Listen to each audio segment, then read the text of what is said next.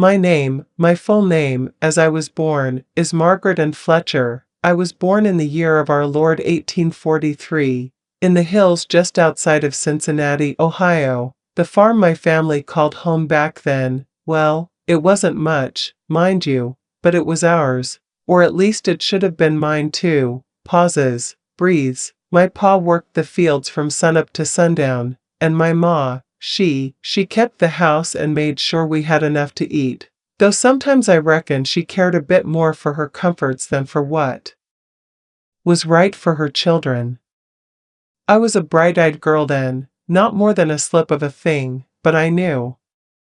I knew the ways of the land, the smell of fresh-turned soil, the way the sun hits the barn in the morning, and I loved it, that farm, that land. It was a part of me, or, I thought it was. I had dreams, small as they were, of walking those fields, tending the crops, maybe one day taking over what was mine by birthright, but voice drops, that never came to be.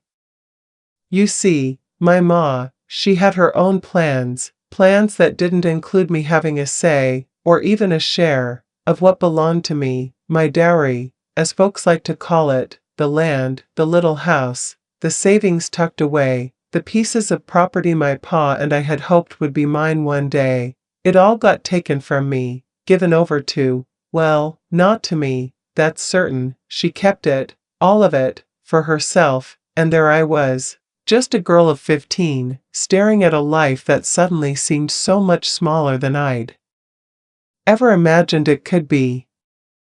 I remember the day it all came to pass. The sun was high, burning bright on that Ohio sky, the cicadas buzzing in the heat, and my ma called me in, all proper, all stern, and told me it was time to marry Mr. Thompson. I was but 15 years old, barely out of childhood, and she had already decided my fate, and with that, my name changed, from Margaret Anne Fletcher to Margaret Thompson, and along with it, my future, my freedom, my share of the land, all gone in the turn of a hand.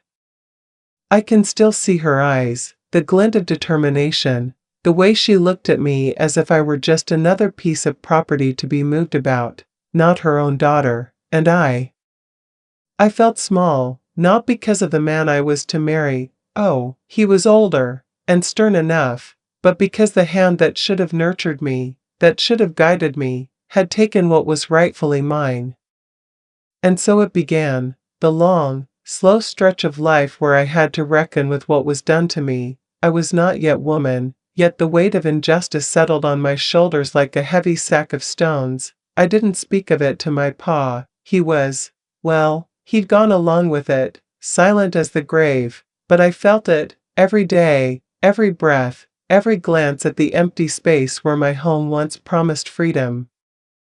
I suppose some might think it odd, a girl of 15 thinking so much on her share of land or savings, but back then, a girl's portion was meant to secure her future, and when that portion is stolen, even by your own kin, well, it leaves a mark that lingers, I tell you, a mark I've carried for decades now.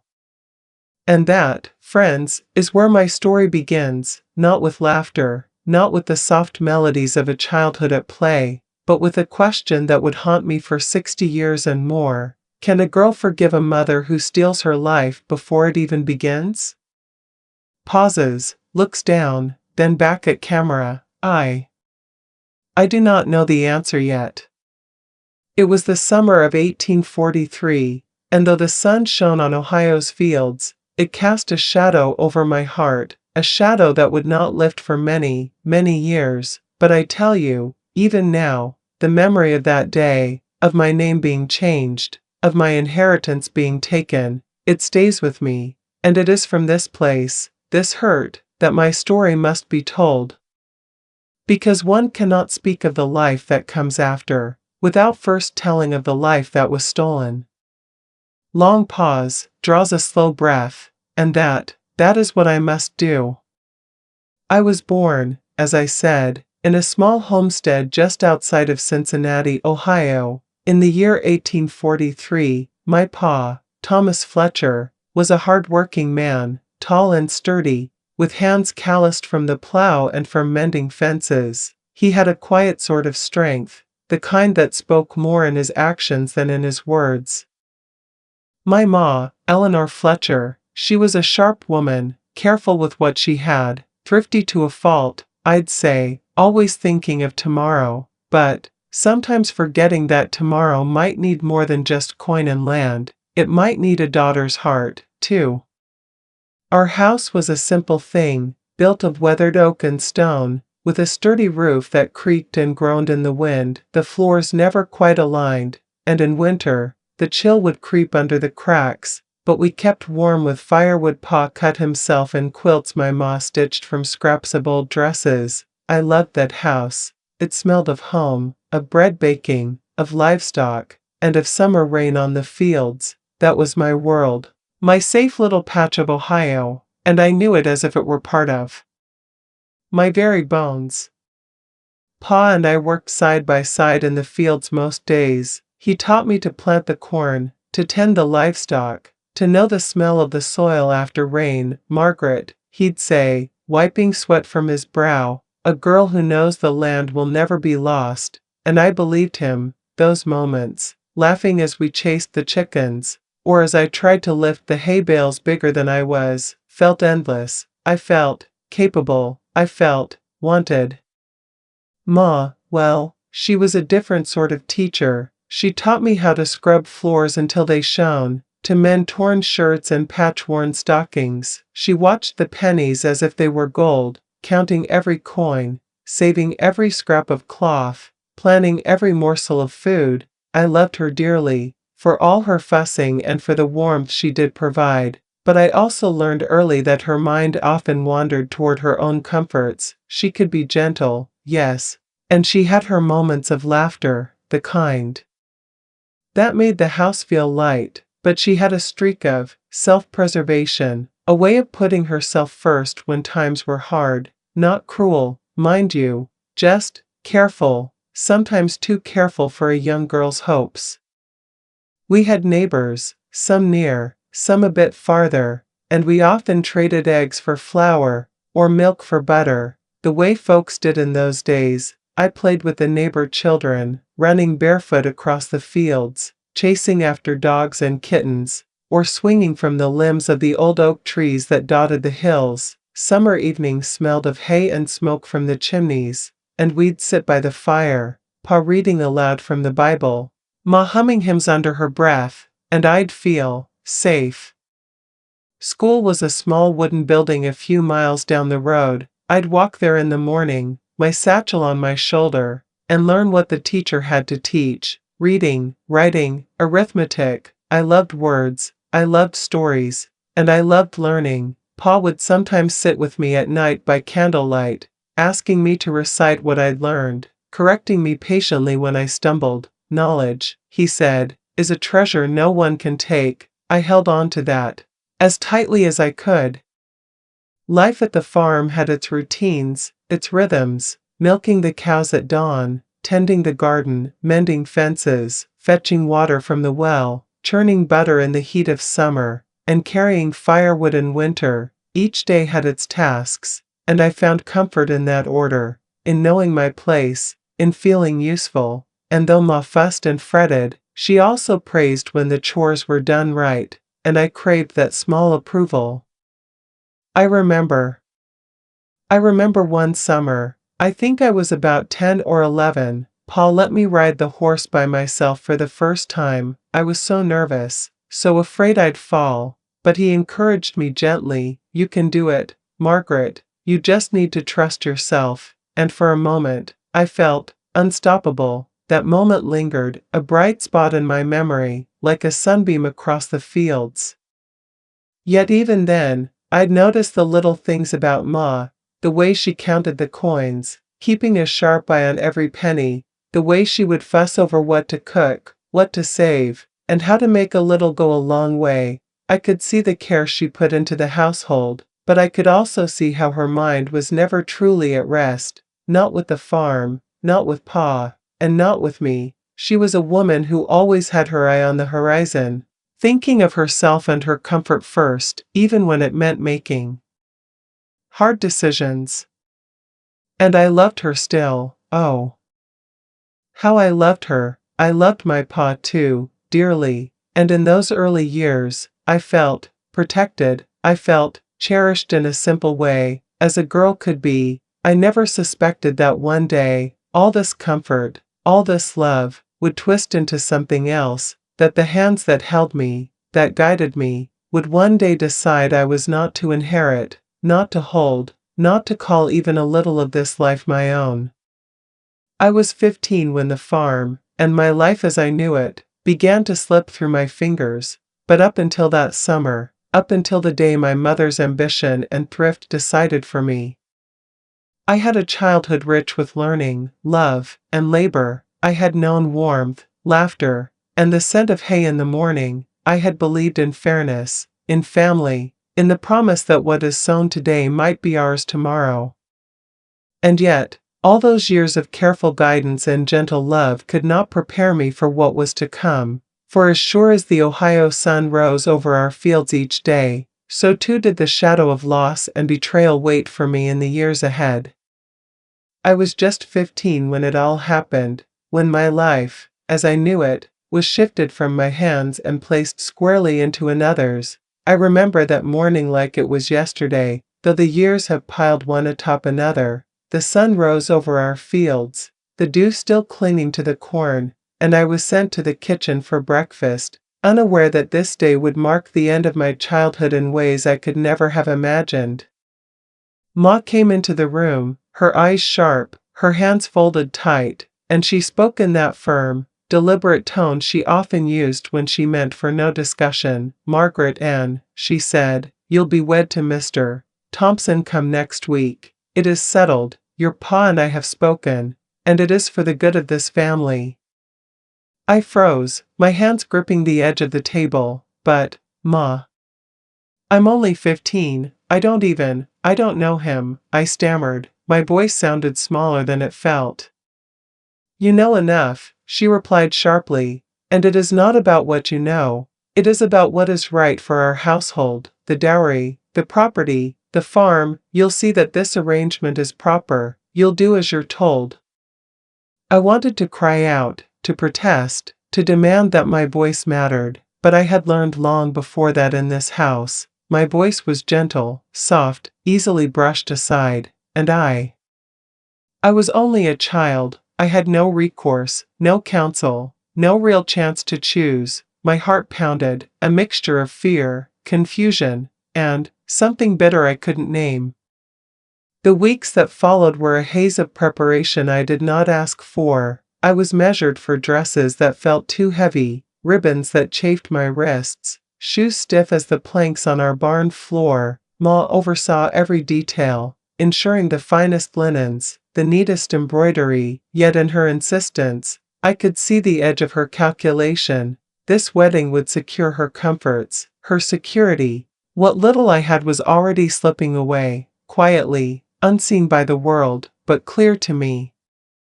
On the day I became Margaret Thompson, I walked down the aisle of the small white church near our homestead, my hands trembling inside my gloves. The man I was wed to, Mr. Thompson, was twice my age, his face lined and hard, his eyes calculating, though outwardly polite. I scarcely knew him, save for the occasional visits my mother had arranged, each one stiff with formality. He smiled at me kindly enough, yet I could feel the weight of his ownership, the unspoken power he would hold over every part of my life. When I said the words, "I do," they felt hollow in my mouth. I felt my maiden name slip from my tongue, fading like the wind over the fields. Margaret Anne Fletcher. It was gone, and with it went the little patch of freedom I had cherished. I was now Margaret Thompson, the property of a man, the pawn in my mother's plan. I remember Ma standing at the front of the church, her expression tight, but proud, as if she had done right, yet I could not reconcile the pride with the betrayal. She had taken my inheritance, my dower, they called it, and given it all to herself, leaving me with nothing but a marriage I did not choose, the land, the house, the coins my father had worked for. Every bit of it was gone from me. stripped to ensure her comfort, her future. I felt a coldness settle into my chest as I looked around, at the familiar faces, at the wooden pews that had been the backdrop to my childhood prayers. The congregation clapped as if to celebrate, but I felt only emptiness. How could love and care coexist with such a theft? How could the mother who had once held me at night, soothing my fears, now act as if this taking of my life were just, proper, necessary? That evening, at the Thompson house, as I unpacked the few personal things I was allowed to keep, I felt a bitter mix of sorrow and anger. My mother had ensured I had nothing of my own, nothing to call my own from the life I had lived. Every stitch of fabric, every coin, every board of my childhood home, gone. My name had changed. My identity had been rewritten. I was 15 years old, and yet the world had decreed I was now someone else entirely. I lay awake that night, staring at the ceiling, listening to the unfamiliar creak of the Thompson floors, the distant bark of dogs from the neighboring farm, and I whispered to myself, barely audible, how is it fair that she can do this? That I am left with nothing, not even my own name?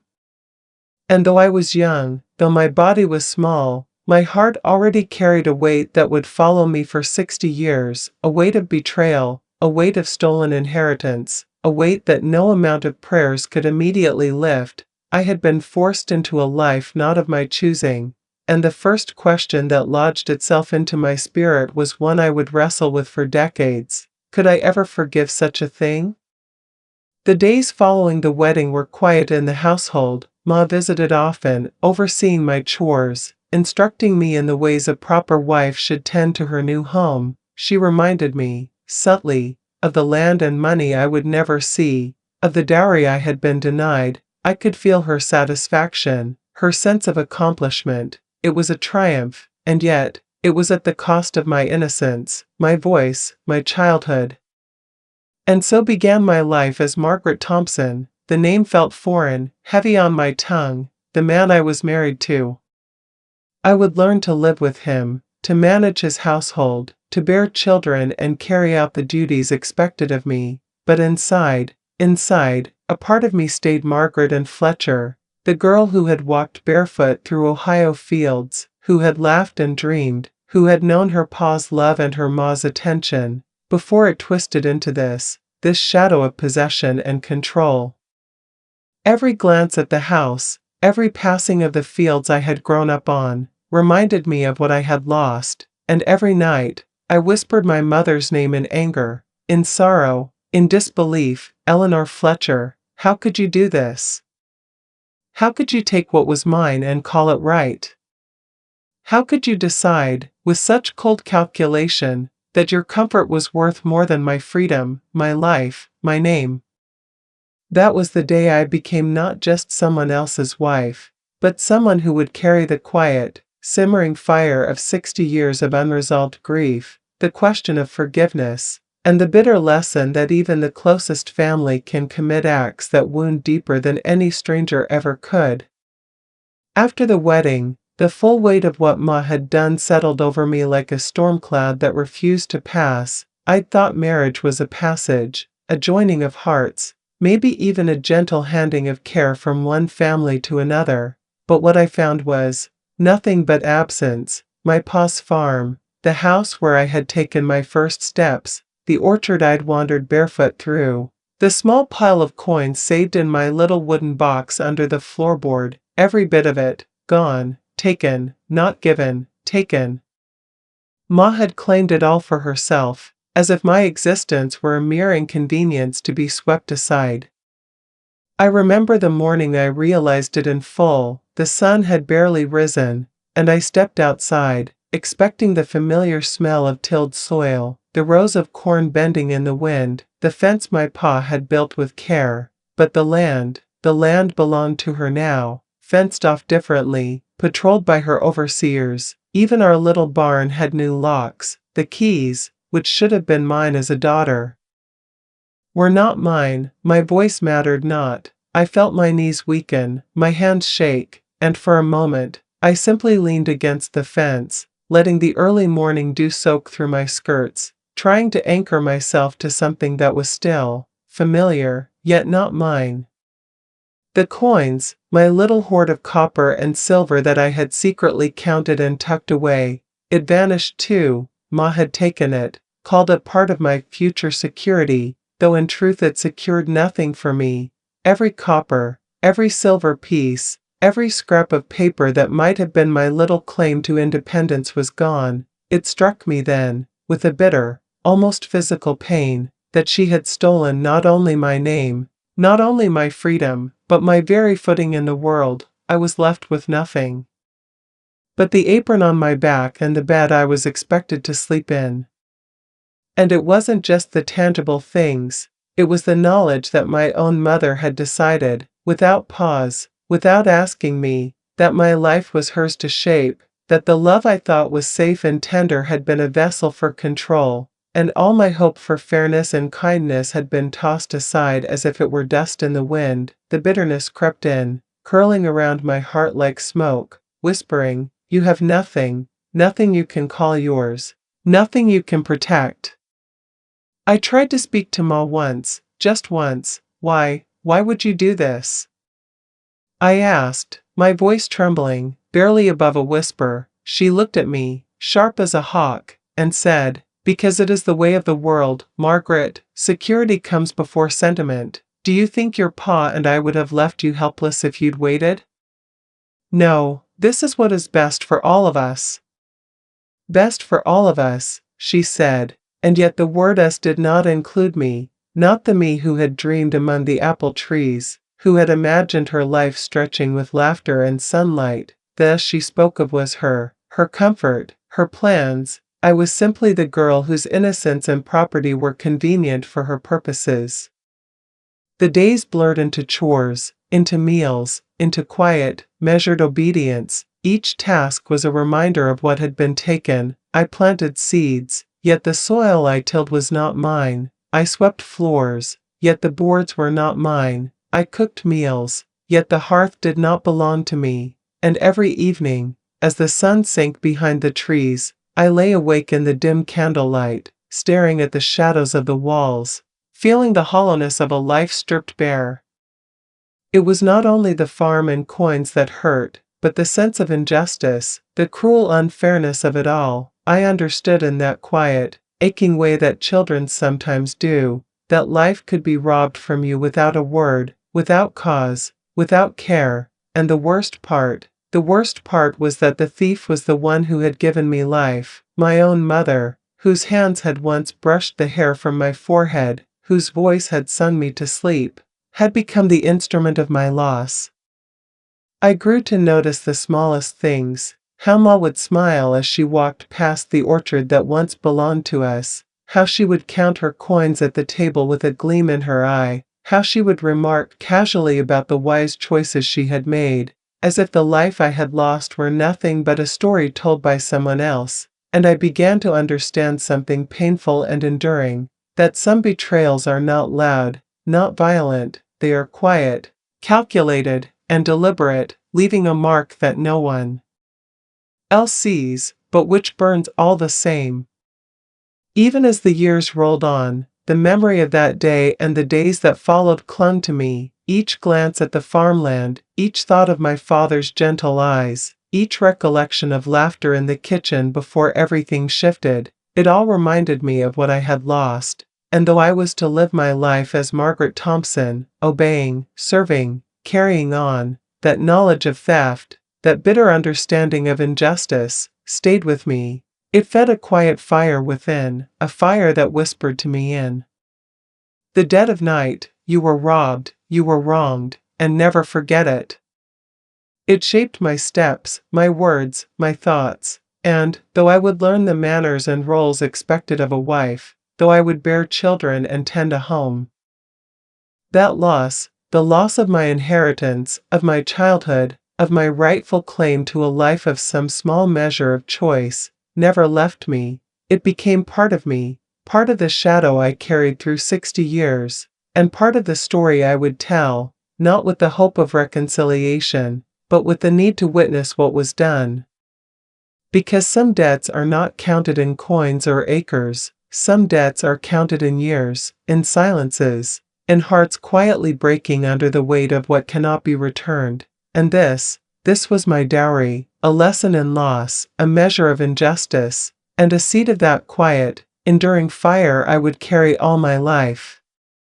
I've carried that weight, that bitter, twisting weight, for 60 years, and let me tell you, it's no light thing to carry. From the moment Ma took what was mine, from the moment I stepped into that house as Margaret Thompson and knew my past had been stolen, I felt it, like a stone lodged in the center of my chest that no amount of prayer or labor could dislodge. I've thought often, in the quiet hours when the hearth burned low and the children slept, about forgiveness, about what the good Lord Himself might expect of me.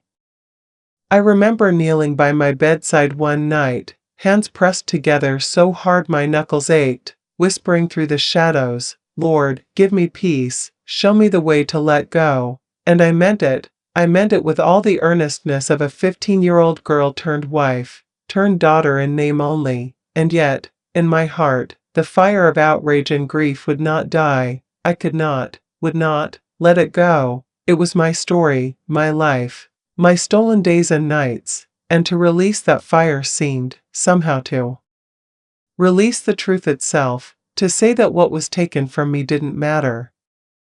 There were days, oh many, when I thought perhaps the Lord Himself had abandoned me, or perhaps He was teaching me something greater, something I couldn't yet see, for how does a child learn justice when those meant to love her first wield the sharpest knives? How does one reconcile a mother's tender lullabies with the cold act of theft? How does one reconcile the face that held gentle hands with a heart that could betray so completely?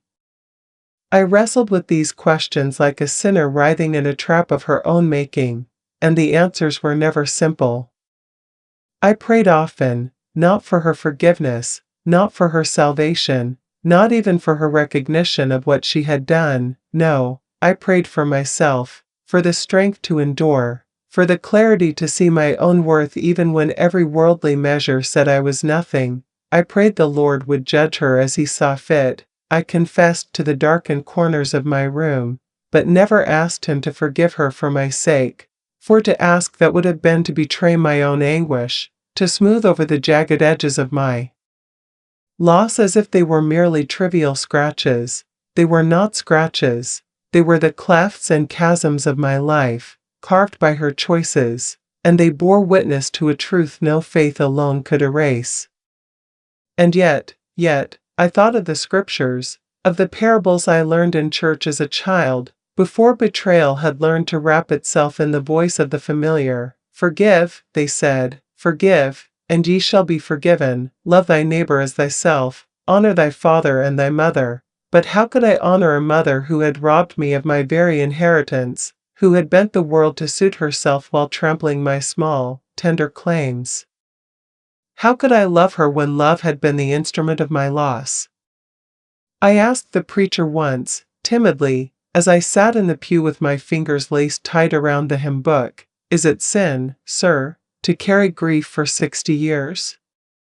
He looked at me with gentle eyes, and for all his words, I understood nothing. "Sin," he said, "is letting bitterness control your heart," and yet, I could not, would not, simply cast it aside. It was not bitterness alone, it was memory, it was justice denied, it was a measure of the life I had been promised and never allowed to claim. There were nights when I imagined confronting her, telling her the truth of what her choices had done to me, and then I remembered the fire in her eyes, the resolute firmness in her hands when she had taken my coins, my house, my fields. She had acted not from malice but from what she called prudence, security, foresight, and in that, I saw the cruelest cruelty, that she did not see herself as cruel at all. To forgive would have meant reconciling her perception of right with the devastation she left behind. Could I? Could I forgive someone who never acknowledged the wound?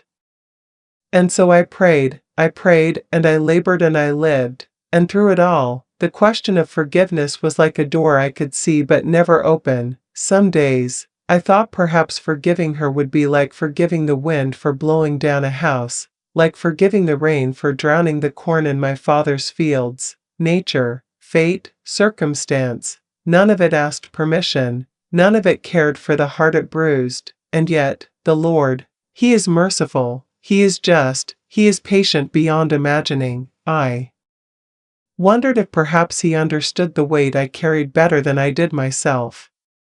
Sometimes, late at night when the fire had burned low and the children's breathing filled the house like soft music, I would whisper aloud the words that had become my confession, my truth. I forgive her in my silence. I forgive her in the way I live my own life, with care and with love for what is mine to tend, but I do not release her for my sake, only because the Lord may, in His wisdom, do what I cannot, and in saying that, I felt a strange sort of peace, not the peace of release, not the peace of forgetting, but the peace of bearing witness, of naming what was taken, of refusing to let it vanish unseen.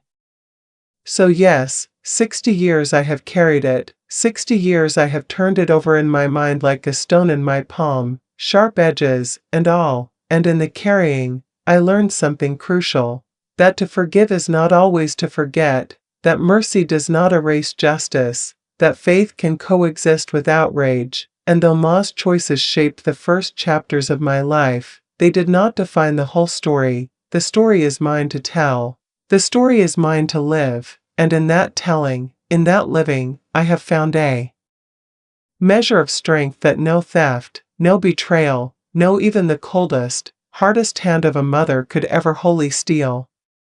And still, if anyone asks me about forgiveness, I say this plainly: I prayed for the Lord to judge her, I prayed for my own endurance, and I carried my fire with me, bright and unbroken, because some wrongs are too vast for a single prayer to erase, and some truths are too stubborn for silence, and that has been my witness, my burden, and my solace. When I turned 17, I found myself standing on the edge of what I came to call my own life, though not a soul in the county would have thought I had a claim to any such thing. Ma had taken all that could be called mine, house, land, coin, but she could not take my hands, nor the fire in my chest. I'd learned early, bitterly, that the world owed me nothing, and so, with that hard truth lodged in my bones, I set about building a life that was mine, even if it was forged from nothing but sweat and stubborn resolve.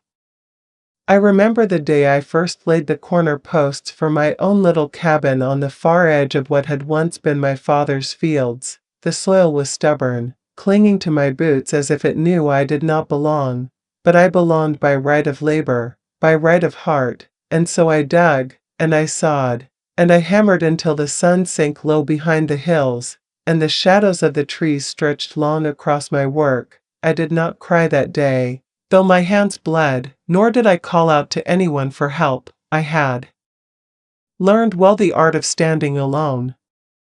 At first, the neighbors looked askance at a young woman building her own home, carrying timber and stone as if she were a man. "Why, Margaret," they'd say, voices tinged with curiosity and a hint of pity, "what use a girl like you have for a cabin of your own?" And I'd smile, politely, though inside my chest was fire. "I'll tell you what use," I'd answer softly, "the use of living a life that's mine, come what may." And though some shook their heads, I did not mind. I had work to do, and work is the surest measure of one's worth in this world. The first winters were cruel, harsher than any words could properly capture.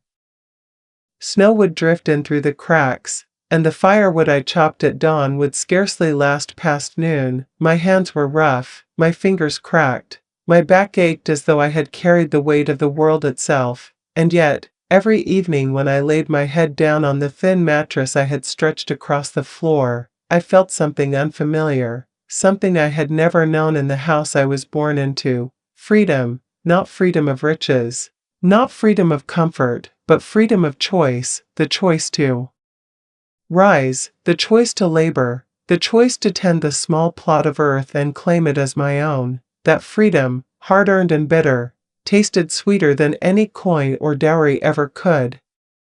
I grew a small garden, coaxing greens and root vegetables from the stubborn Ohio soil. I traded with neighbors for eggs and milk, bartered for cloth and thread, and little by little, I stitched together a life from the scraps left by circumstance, and with each day, I learned more about the strength of my own hands and the reach of my own mind. I discovered that I could manage debts and accounts, that I could mend fences and patch roofs, that I could cook a meal fit to feed a family, and do it without hand-holding or sympathy. Each success, no matter how small, was a triumph not merely over circumstance, but over the long shadow of what I had lost. There were lonely nights, I won't deny, nights when the wind howled through the cracks in the cabin walls, and the moonlight lay pale across the floorboards, and I thought of Ma's house, warm and full, and wondered if the life I had been denied might have been kinder. And then, with a stubbornness born of years of having no other choice, I would rise and mend the hearth, sweep the floor, and plan the next day's labors, for loneliness can be endured, but idleness is poison, and idleness is the enemy of a life worth having. I made friends in the market towns, women and men who saw in me not a girl robbed of fortune but a neighbor who would lend her hand without complaint, who would speak plainly and honestly, and who could be counted on in all manner of trials. With them, I learned that independence is not only about labor, but about trust, and the giving of oneself in measured ways. I learned that community need not be a chain, but a net that lifts when the world tries to drown you. By the time I was 21, my cabin had walls strong enough to bear storms, a roof that kept the snow from lying too heavily on my bed, and a small garden that supplied enough to keep me fed through the harsh winters. I had traded, I had worked, I had learned the measure of my own capabilities, and in that, I found joy, the quiet, unassuming joy of having survived, of having carved out a life in a world that sought to define me by what I did not have. Looking back now, I see those years as the foundation of everything I would become. Ma may have stolen my inheritance, but she did not steal my resolve. The hardships of youth, the long nights, the ache in my bones from labor, I would not trade them for anything, for they taught me resilience, they taught me resourcefulness, they taught me that independence is not given, it is earned, and in that earning, I discovered the most vital truth of all, that a life, no matter how stripped bare at the start, can be made rich through effort, courage, and steadfast heart.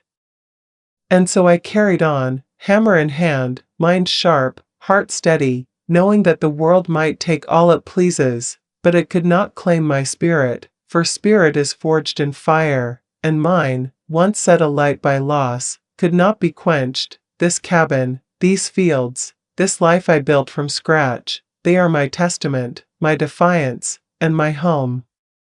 When I first held my own little ones in my arms, I felt the weight of years, heavy as the iron pot on the hearth, settle in my shoulders. Those years had been hard, filled with loss and labor, with lessons learned in the sharp school of life, and I knew, deep down, that I could not shelter them from all the world's cruelty, but I could arm them with something far stronger, a measure of honesty, a work-worn sense of duty, and the stubborn heart to claim what's theirs without begging for it. I taught them to rise early, not out of fear or duty to another, but out of respect for themselves. The sun waits for no one, children, I'd say, brushing their sleepy heads with my rough hands, and if you'd see your work done, you must meet it at dawn, hands ready and head clear. They listened, sometimes with reluctance, often with curiosity, but over the years I saw in their eyes the glimmer of pride that comes from accomplishment earned. That glimmer was more precious to me than all the silver Ma had hoarded, more lasting than the house and fields I'd been denied. I spoke often of fairness, of the bitter taste of being wronged, not to poison them with grievance, mind you, but to teach vigilance. The world may offer you gifts, I told them, but gifts are sometimes traps in disguise. Watch closely, trust cautiously, and always measure a man by the deeds he shows, not the words he utters. And though they were young, they began to understand that honesty is the coin of the realm worth more than gold. For all my life, I had known what it was to have promises broken, to have trust betrayed, and I would not see my children fall into the same pit I had dug for myself.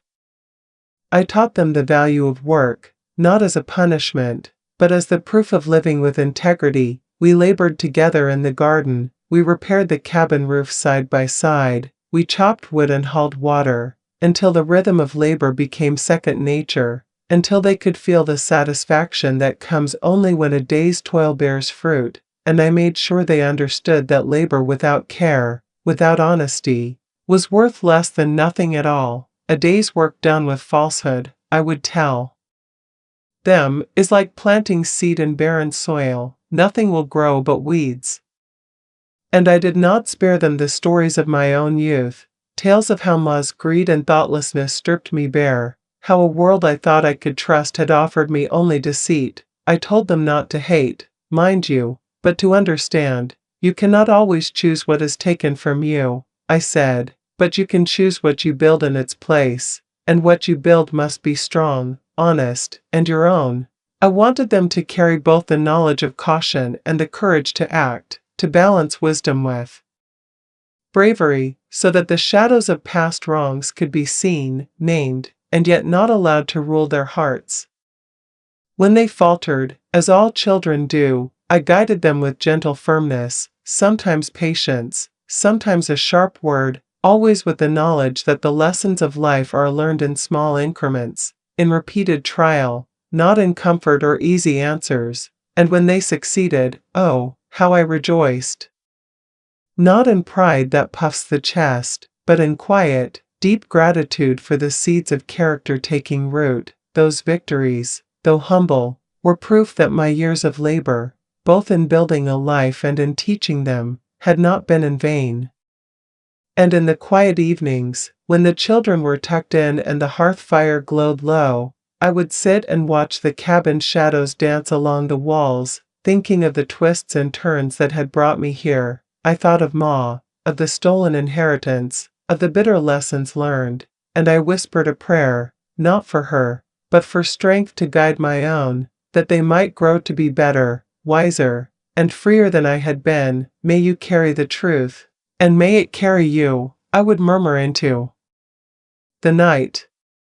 By the time they were grown enough to know their own minds and hands, I saw in them the very values I had fought to embody: honesty, diligence, independence. They understood, as I had come to understand, that wealth and comfort can be stolen or withheld, but character, once forged, is theirs forever, and in that, I found a peace I had not known in decades, peace that came not from forgetting the past, but from using it, shaping it, and passing its lessons forward so that they might flourish where I had stumbled. Looking back now, I know the life I lived, hard, stripped of fortune, full of travail, was not for nothing. The children, carrying the torch of integrity and self-reliance, are living proof that a soul cannot be broken so long as it is determined to rise, and so I rest. Not in wealth or ease, but in the quiet satisfaction that comes from having built a life that mattered, and having built children who will continue that work long after I am gone. Ah, now that I've come to the autumn of my years, I find myself sittin' by the window most days, watchin' the wind roll through the cornfields like it's speakin' secrets I oughta know. Time has a way of slowin' itself down when a body grows old, each creak in the joints, each sigh from the hearth, tellin' its own story. I think on the life I've lived, the losses I've borne, and I reckon it's a strange thing, how the mind can carry both sorrow and quiet understanding at the same time. I remember the sharp sting of youth, the stolen inheritance, the cruel hand of Ma, the days when my voice meant naught, and my choices were naught but shadows under her will. I carried that weight with me for 60 long years, like a stone I could never set down. Some nights, I could feel it press in on my chest so hard, I feared I'd not draw breath proper, and yet, in the same heart, I began to feel something softer, a quiet reckonin' with the Lord about what justice really is. I learned that holding bitterness only chains my heart, I tell myself, whisper into the empty room as if God himself might lean down to hear. God's justice will be done, even if mine is not. I prayed more times than I can count, not to undo the wrongs done to me, mind you, but for strength to live rightly despite them, and in that prayer, I found a strange liberty, to let the bitterness go, not for Ma or any other soul, but for my own, so that my heart might breathe again and not be enslaved by grudges grown sharp with age. Yet it's not an easy letting go, I reckon it never truly is. There are still days when the memory of that house, the fields I never walked upon as mine, the money Ma hoarded, comes like a sudden chill, and I can almost hear her voice, sharp and trim, in my ear, and I remind myself that I am older now, and older brings a certain clarity. I see the long chain of my life, how each wrong, each hurt, each cruel hand, has led to the shaping of my own strength, the forging of my children, and the house I built with my own calloused hands. That chain, once bitter, now shines like iron tempered by fire. I reflect too on the lessons learned, the burdens that became tools, the house I raised, the garden I tended, the children I nurtured. They are all proof that a soul, though tried and wearied, may yet bear fruit. It is a miracle, I think, that from a life begun in theft and denial, so much good can grow. I tell the Lord sometimes, I cannot undo the past, nor change her heart, but help me to keep my own pure, and to guide those who follow me wisely, and in that, I have found the gentle balm of understanding that ages my spirit with grace rather than rage. The days grow shorter, and the years have left me bent, yet I walk the land I call mine, and my children's laughter drifts on the wind like a song sweeter than any coin ever given or taken. I have learned to cherish the small things, the honest labor, the quiet evenings with a warm fire, the comfort of knowing that despite all that was stolen, my life was not wasted. I see now that the wrongs of the past are threads in a larger tapestry, and though some are dark, they make the light all the brighter by contrast. And still, I am honest with myself. I cannot forget entirely, nor do I wish to. Forgetting is a weakness I have never known, but understanding, that is a treasure worth more than silver or land. I have learned to sit with the ache, to let it teach without destroying, to let my heart carry both sorrow and peace side by side. In that duality lies a kind of wisdom, the kind that only years and trials can render, slow and steady like the Ohio River at dusk.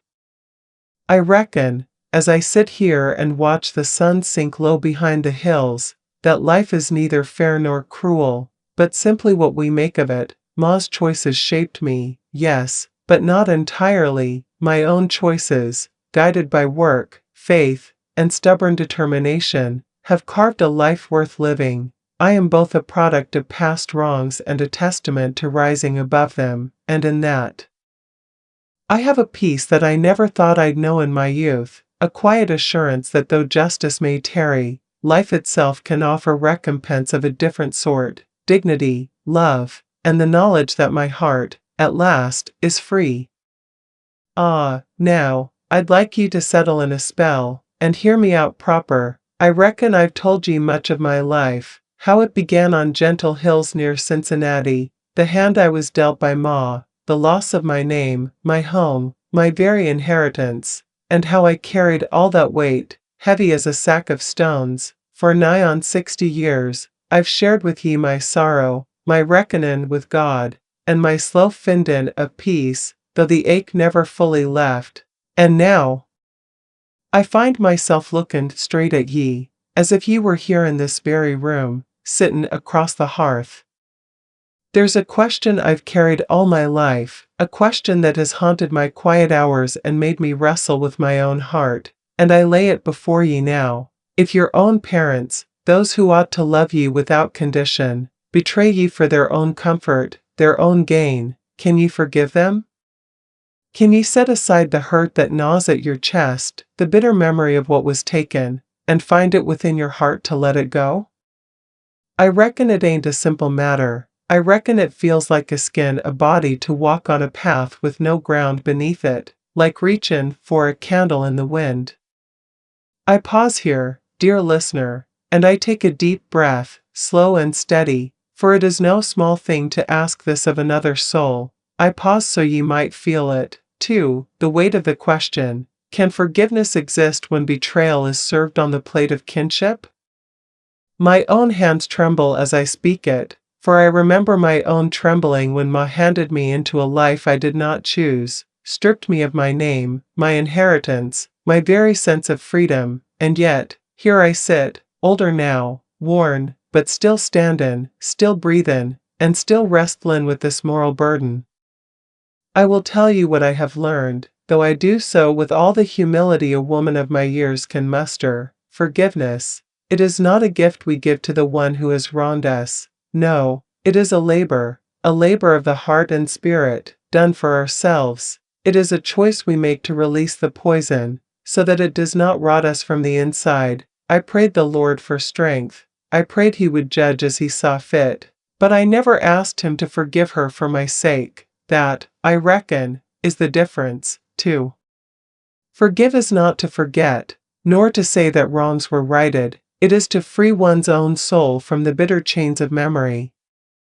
Yet, and here I speak the truth plainly, without adornment or flattery, it is a bitter path. I have seen young mothers, wives, and daughters wrestle with this question in their own quiet ways. I have seen the lines of anger drawn deep in their faces, the tears they dare not shed in public, the restless nights when sleep will not come because the heart is heavy with old wrongs. To forgive is not easy. It is no light burden. It is work, long, grinding, and relentless work, and not all hearts are ready for it. Some never will be, and that, too, is no shame. I ask you to look inward, dear listener. I ask you to consider, what weight do ye carry that might be laid down, even a little, if ye dare? What old hurt gnaws at ye, unspoken, like a rat behind the walls, and yet might, if faced, be softened by the careful work of spirit and reason? And I ask ye further, what would it mean to your own children, to your own kin, if ye could show them by example that even in a world where betrayal is bitter, one can choose the path of measured mercy? Can ye be both honest about the wrong and gentle toward the heart that bears it?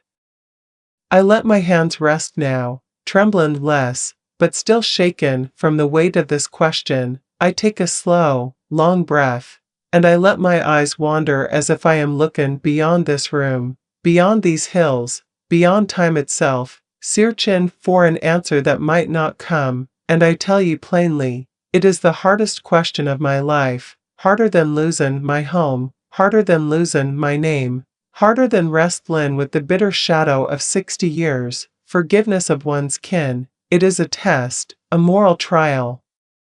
A challenge not of the body, but of the soul.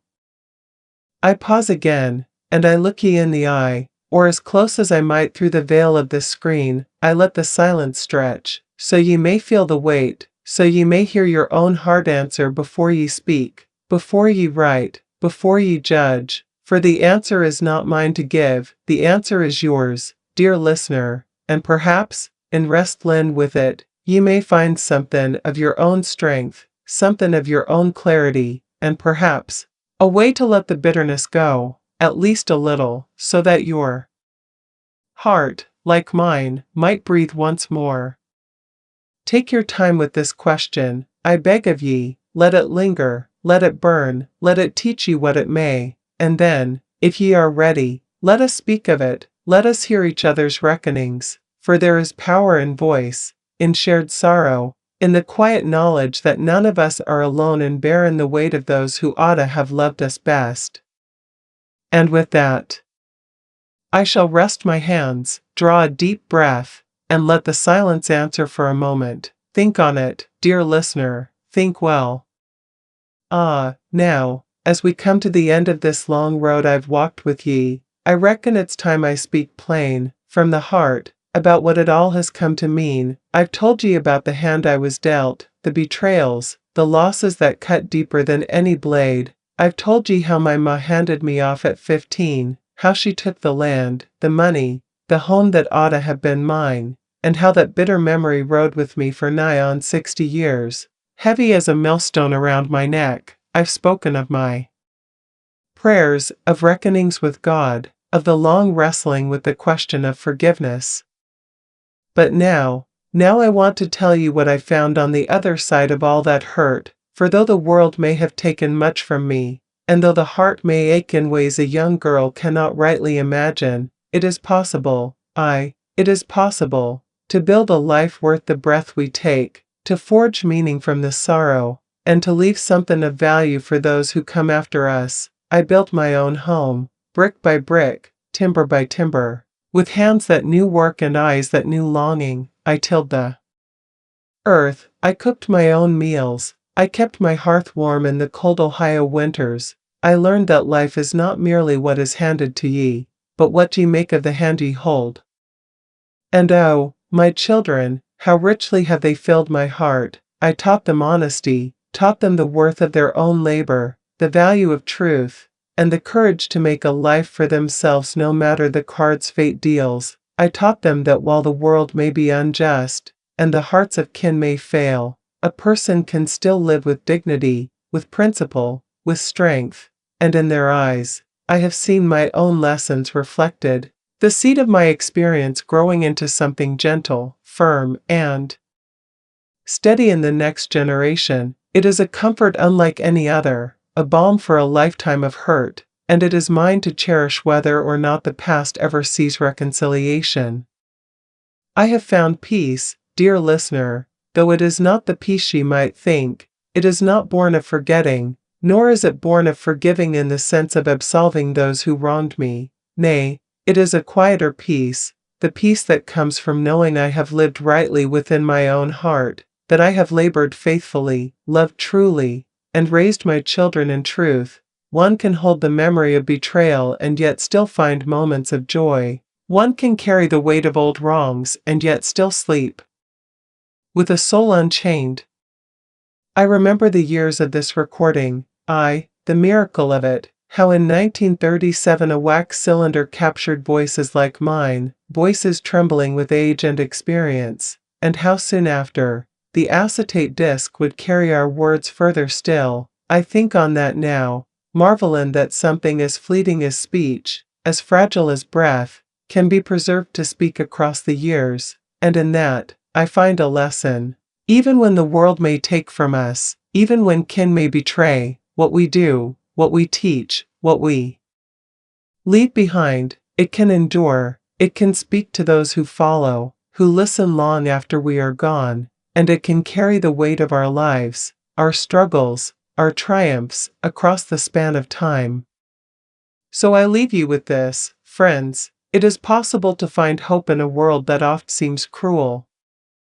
Possible to carve meaning from the harshest stone, and possible to raise children who will know honor and truth, even if the hand that dealt the cards was unkind. And it is possible, too, to rest easy in the quiet knowledge that though wrongs may linger, though the past may not bend to our will, our own lives may yet shine bright, built on labor, love, and principle. One can live fully, one can love deeply, and one can teach wisely, all without the necessity of forgiveness, if the heart chooses to walk its own path and find its own peace.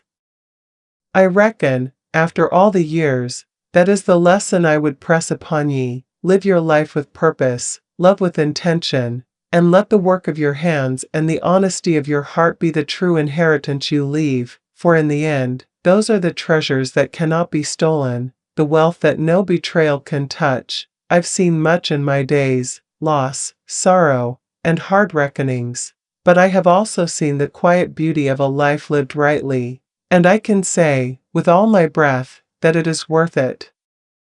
So take courage, dear listener, take heart, build your own home, tend your own hearth, teach your own children, and let the story of your life speak with truth and dignity. And remember, even in the shadow of wrongs, hope can bloom, and peace can be found, slow as it may come, steady as it may grow. My story ends here, but may yours flourish long and full, carried by your hands, your heart, and your deeds. And now, I rest my voice, with gratitude, with quiet pride, and with hope that ye, too, may find a life rich in love, principle, and enduring peace.